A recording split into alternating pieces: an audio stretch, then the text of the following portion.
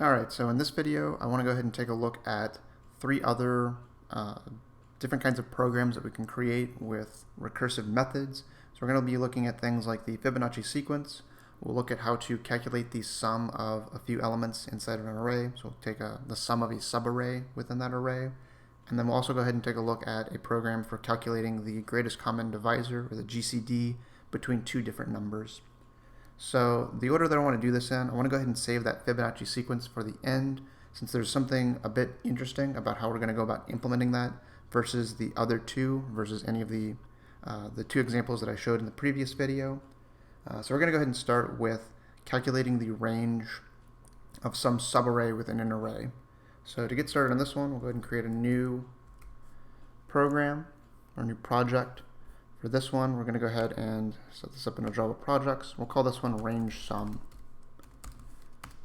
Okay. Then go ahead and make our header. So we'll have range sum. We'll have our public static void main, our string array of arguments. And what we're going to go ahead and need in this is going to be an array whose values we can go ahead and calculate. So I'm going to go ahead and just do, let's say, the numbers 1 through 8 for this one. So I'll have an int array. Go ahead and initialize this. Do the values 1 through 8. So just a reasonable length, not too long, but just long enough that we can go ahead and kind of pick out a meaningful range of values. Say maybe something like the 4 up to the 7. We might consider that range. So what you want to be able to do is have some kind of print statement right here, where we can go ahead and print out the sum of the subarray is plus, and then we need our call to some kind of method right here, and there are going to be a couple of different things that we need to pass into that method so that we have all of the relevant information for what we're trying to calculate. So if we come down here, we'll go ahead and make that method that we're going to add to our string. So we'll have a public static. We know that we need, from this method, we need to get the sum of those numbers. So since this is working with an int array, the sum of those numbers will be an integer. So we'll do int. And then for the name of this, we'll just go ahead and call this, go ahead and call it calc range sum. Okay. And so the values that we need to pass in, well, for starters, we're going to need the array. So we need to know what it is that we're going to be iterating over, or at least partly over. So we're going to need to pass in some integer array. Go ahead and just call that R. We also need to know where we're going to start and end. So we need the two positions that tell us the bit of the subarray that we're trying to calculate. So we need a start and an end, and both of these are going to need to be integers since we're referring to positions in the array. So our int start is going to refer to the position of our starting value, in this case the position of 4. So if you start from 0, 1, 2, 3, so our start is going to be position 3, and then our end is going to go up to the 7, so we're right here at 3, then 4, 5, 6. So our ending position is going to be 6. So right here, when we go ahead and make this call, we know that we need to pass in our array numbers. We need to pass in our starting position, which is going to be 3, and we need to pass in that ending position, which is going to be 6. And then inside of our calc range sum, what we need to do is we need to come up with a way to be able to take this problem and break this up into smaller subproblems. So what I want to do with this one is I want to imagine that we're going to take this section of our subarray and we're going to essentially break this up in a way that looks very similar to how we approached that factorial problem, where we start with, say, this first element, and then we just have kind of the rest of it left over. And if we see the rest of it that's left over, that's effectively the same as what we had originally. You know, when we had this whole portion here, it's still going to be a subarray. It's just a slightly smaller subarray than what we originally started with. So if we're looking at it that way, we can see how we can go about breaking this up into smaller but similar problems. So essentially what we want to be able to do is to return the sum of two things, and this is going to be for our recursive case in this particular problem. And we want to go ahead and return the value at position start. So we want to go ahead and essentially get the 4, and we're going to add to that the sum of the remaining portion of the subarray that we're trying to get through, so our new subarray. And so to get that, we need to go ahead and just do calc range sum. We'll pass in that same array, so that's not going to change. We're going to use the start, but now we're going to shift that over by 1. So we're going to do start plus 1, and they're also going to give it the end since that also stays the same. Okay. So in general, what we're doing, if you want to try to imagine it, think of it this way. So let's say we've initially got our 4, 5, 6, and 7. We've broken that up.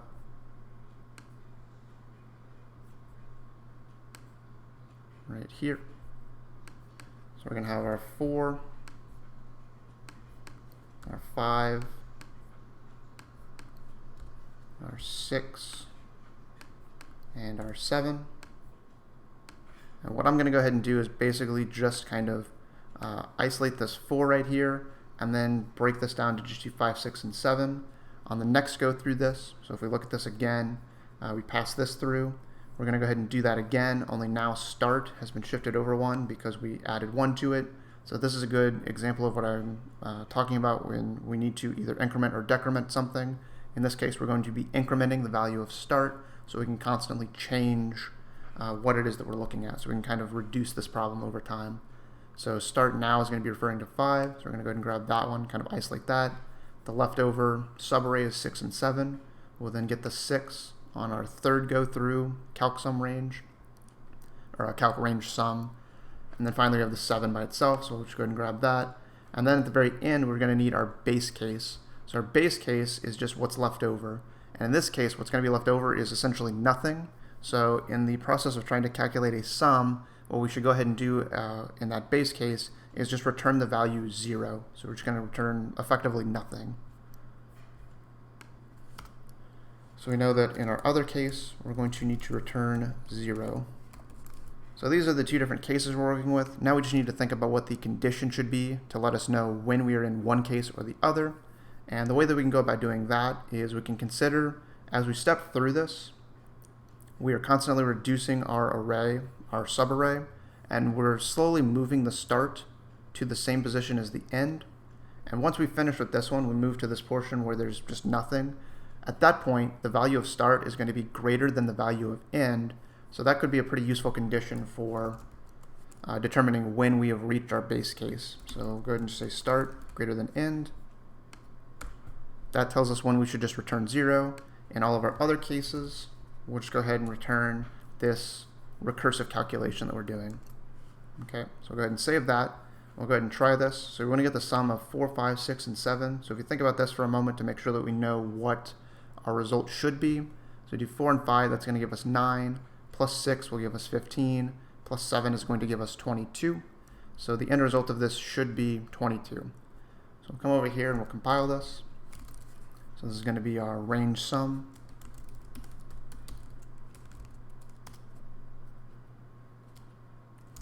Go ahead and run this. And we are able to successfully get the sum of the subarray is 22. Okay. So this is going to be our recursive approach to calculating the sum of some kind of subarray inside of our arrays. And then of course, if you want to be able to calculate the entire array, you would just modify this so that the starting value is 0, and this upper value would just be the length minus 1. So we just do, let's move this to the next line so that it doesn't wrap.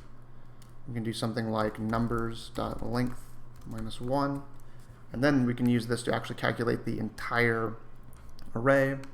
Maybe in that case then we would just say the sum of the array is. I'll just go ahead and run this entire thing. So now we'll just do 1 through 8. If we do that, that's going to be, if I remember correctly, is 36. So go ahead and compile that. And yeah, so the sum of the array is going to be 36. Okay. So this is going to be one example of a recursive method out of what we're looking at. The next one we're going to go ahead and take a look at is going to be the greatest common divisor. So go ahead and make a new program for this one. Go ahead and save this. For this one, we're going to go ahead and call this program or project the GCD demo. So we're going to be using this to calculate the GCD, or greatest common divisor, between two numbers. So we're going to do public class GCD demo. Go ahead and have our main method, so public static void main, our string array of arguments. And for this one, we'll go ahead and do something pretty similar. In this case now, unlike our range sum, we don't really have to worry about including some additional variable. There's no array to step through. We're just going to have some numbers to pass in. So for this one, I'm just going to include a print statement right here. So we'll just say the greatest common divisor is, we could expand on this a little bit if you want to kind of play around with this print statement to also include the two values we're going to be getting the GCD of. In this case, I'll keep this kind of simple. We'll just say the greatest common divisor is, and then I'll have GCD, and then we have our two values to pass in. We're going to need two numbers, so the two numbers that we want to calculate the GCD of. For this particular example, I'm going to keep this a little bit simpler. We'll just start with something like 15 and 10. So we want to try to get their greatest common divisor. So the greatest common divisor just meaning the largest number that both of these are divisible by. In this case, the largest number that both 15 and 10 are divisible by is going to be 5. So the end result of our GCD calculation should be the value 5. So then coming here, we're going to go ahead and start setting this up. So we're going to have our public static. In this case, we want to return that GCD, so we need to return an integer. And we're going to go ahead and just call this GCD. And we need to pass in two numbers, so we have two integers. We'll go ahead and call these x and y.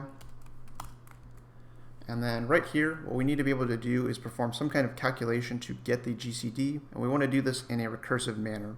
So if we come over here, I'm going to go ahead and clear this. So we'll first think a little bit about the iterative approach to this. So if we're dealing with an iterative approach, then what we're going to be looking at, say we have our 15 and our 10. Well, what we would need to do to calculate their GCD iteratively is to essentially just constantly check every value all the way up to this 10. So obviously if we start checking numbers that are larger than 10, that can't possibly be a GCD for them. So we're going to check all of the numbers 1 through 10. We'll constantly try to divide both of these numbers by each of those. We'll keep track of any numbers that they are divisible by. And as we step through this, if we find some new number that they're divisible by, say like this, in this case, we'll start with this 1. So if both 15 and 10 are divisible by 1, we keep track of that. We'll then continue to step through this. We find 5. They're both divisible by that. So we'll replace the 1 with the 5 as their potential GCD. So this is going to be the iterative approach, is to just kind of step through the numbers like this. But obviously, we're testing with 10 and 15. They're both fairly small. If we try this with much larger numbers, taking this approach can be a bit more time consuming. So ideally what we want to try to come up with is something that would be, for these very large cases, that might be a little bit faster. So if you imagine that you have two numbers that are in like the tens of thousands, taking this iterative approach is very slow. So instead, we want to try to come up with a recursive approach.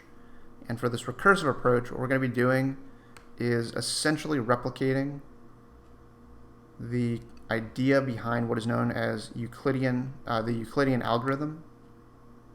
So I'll try to very briefly explain how this algorithm works, although if you want to see this in a little bit more detail, there are tons of sources to check this out. But essentially, we can imagine that we've got two line segments that can represent the sizes for each of our numbers. And essentially what I want to be able to do is, as we step through this, there's a particular approach where we can actually take the smaller one and essentially use that to remove some section of the larger one. Basically, we're performing subtraction, so we're going to do like 15 minus 10, something kind of equivalent to that. And the end result, that smaller segment that we get, so in this case, when we do 15 minus 10, we get a smaller segment here. That smaller segment is going to be 5. By repeatedly taking this approach, where we're just kind of doing the smaller, the larger minus the smaller, and we get another smaller segment, we can constantly repeat this process, constantly check over these smaller segments, and eventually arrive at either a segment that actually is the GCD of our two original numbers, or as we step through this, eventually we get to a point where this is kind of just zeroed out and we don't actually find a GCD, or essentially we reduce down to 1 in some cases. Okay, so we're going to take kind of a similar approach where essentially what we want to do, our condition is going to be to essentially check to see if the smaller value, if that can be divided into the larger value evenly, then that tells us that we have found our GCD. So we're going to be using x and y to do this. So we can use the mod operator, do x mod y. If this is equal to 0, then that tells us that y is our GCD, and so we can go ahead and just return y. Otherwise, if that's not the case, then what we need to go ahead and do is just return our x. So we're going to keep our larger value, that'll stay the same, but then we also need to go ahead and get this new segment right here. So instead of returning y, or using y in our GCD formula here, make sure that we actually have the name of the method for our call. The other thing we're going to use is going to be the smaller segment, and the way that I'm going to go ahead and do this is with x mod y. So if we think about this, x mod y, for this very first case, we're going to do 15 divided by 10, and then we get the remainder. So that remainder is going to be 5. So basically, this is the equivalent of subtraction. So we can just go ahead and use that there. So then, if we go ahead and test this, go ahead and clear this. We'll compile it. Oops, wrong one. We want to go ahead and compile our GCD demo. Go ahead and compile that. Go ahead and run this. And we can see that we get our greatest common divisor is 5. So for this one, this particular case, this is kept pretty simple. There are really only 2 calls we have to make to GCD. So we've got our original call with 15 and 10.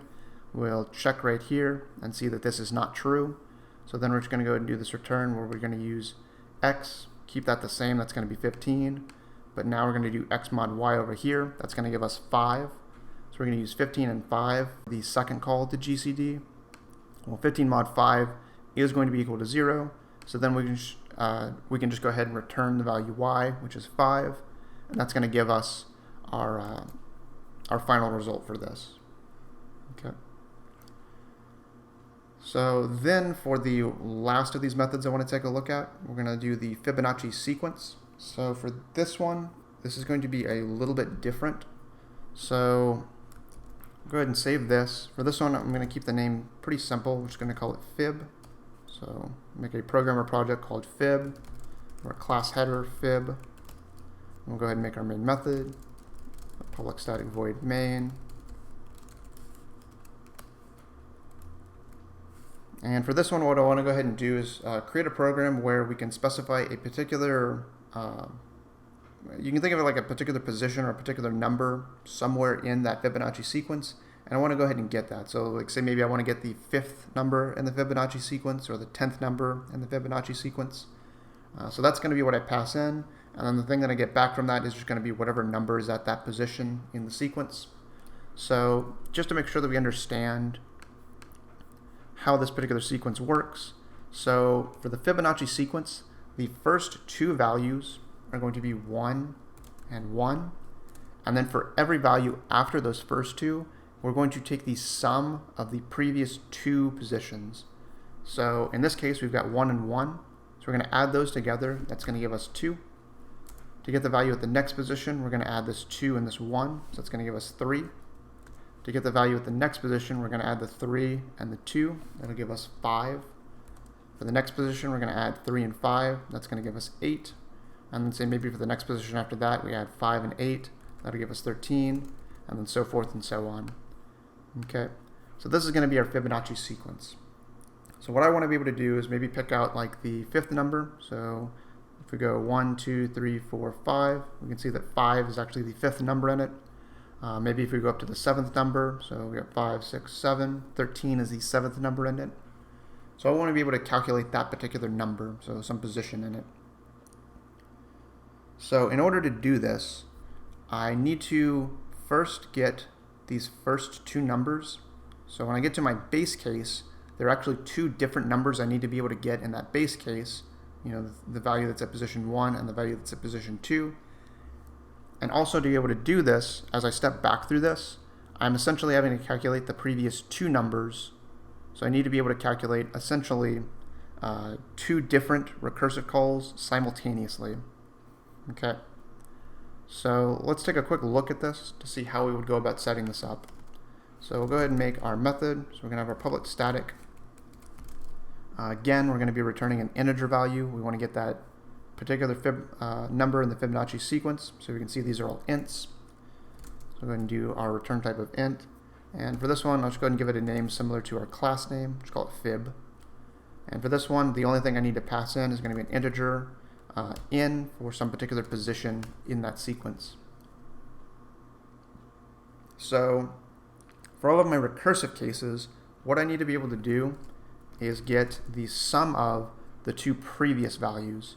So to get those sums, we're going to do two separate calls to this fib, one with the most previous position, so that's going to be fib of n minus 1, and we also need to get the position that is previous to that, so that's going to be n minus 2.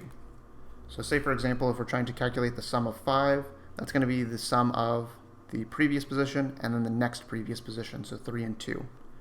And then if I want to be able to calculate 3, that's going to be the positions of 2 and 1. To get 2, that's 1 and 1. And then if I want to get the 2 from this 3, again, 1 and 1.